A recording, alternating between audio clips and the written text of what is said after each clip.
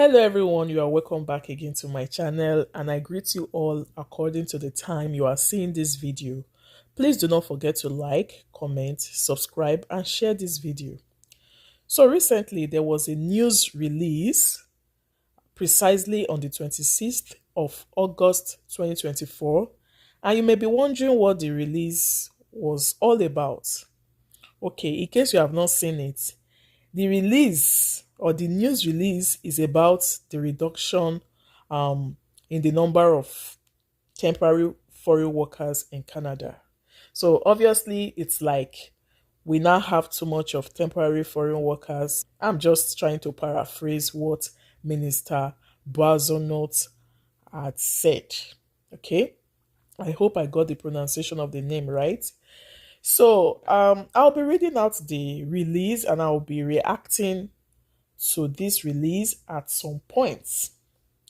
You see, this temporary foreign worker program was a way for most persons to get a job from outside of Canada. So I really don't know what is happening, why the reduction. So you may be curious as well. And I would love you to pay attention to this release as I read. The Temporary Foreign Worker (TFW) program is designed as an extraordinary measure to be used only when qualified Canadians and permanent residents are not able to fill job vacancies. That's all we know. That's when there are no persons to take the jobs here, then they can give it out to foreigners. Hence the name Temporary Foreign Worker. Unfortunately, the TFW program has been used to circumvent hiring talented workers in Canada. That is why, earlier this month, Minister Boisonot brought together business organizations to inform them that the Government of Canada was considering reductions in access to the program, as well as strengthening compliance measures. So what's the point now? I really want to get where the point is. That it was used to what? Circumvent hiring talented workers in Canada. Okay, let's keep listening. Given current labor market conditions and to further reduce the reliance of Canadian employers on the program, Randy Boisonot, that's the Minister of Employment, Workforce Development and Official Languages, announced today, when I say today, that's the 26th of August, that the government is taking further action to weed out TFW program misuse and fraud. So this is the only condition where they will have to reduce this TFW program, because most organizations are now using it to defraud people, or they are now misusing the opportunity. Because something will cause something. So could it be that they are overreacting or not? Okay, let's go. In response to the current employment environment, the following changes will be implemented effective by 26th of September 2024, just less than a month or barely a month from today, that is as at the time of making this video. To me, I feel the implementation is drastic. They must have heard some things, must have received some information that is making them, when I say them, the Minister of Employment and Co, to take this drastic action.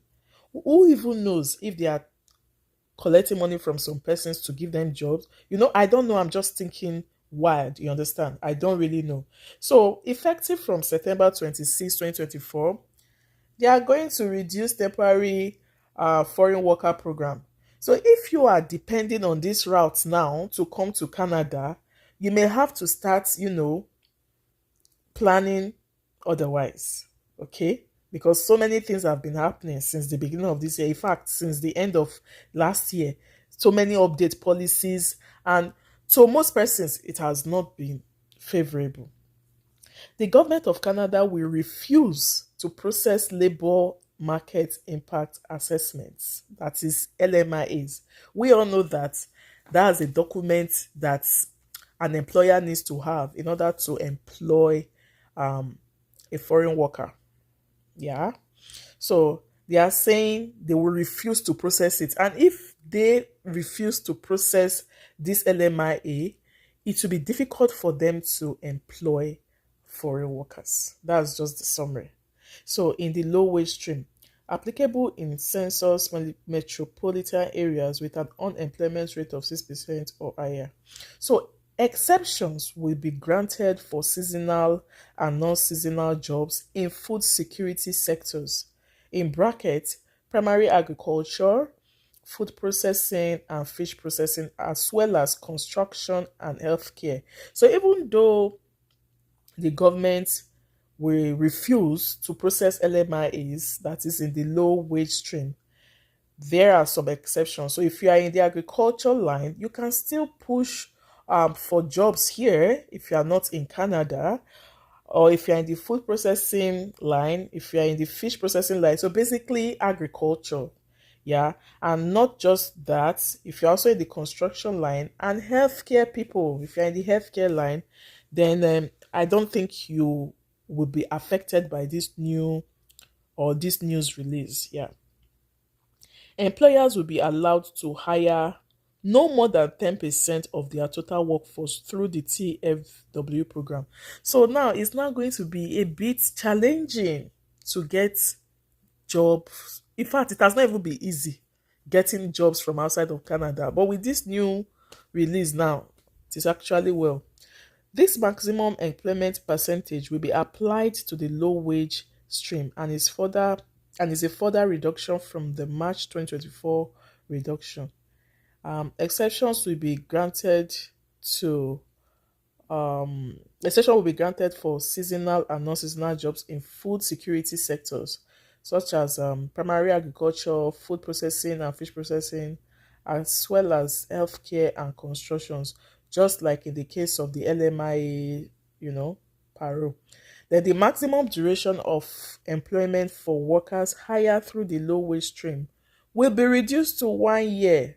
Before now, it used to be 2 years, so it will now be reduced to 1 year. Employers in Canada have a responsibility to invest in the full range of workers available in this country, such as young people, newcomers, and persons with disabilities, who are too often an untapped economic resource in Canada.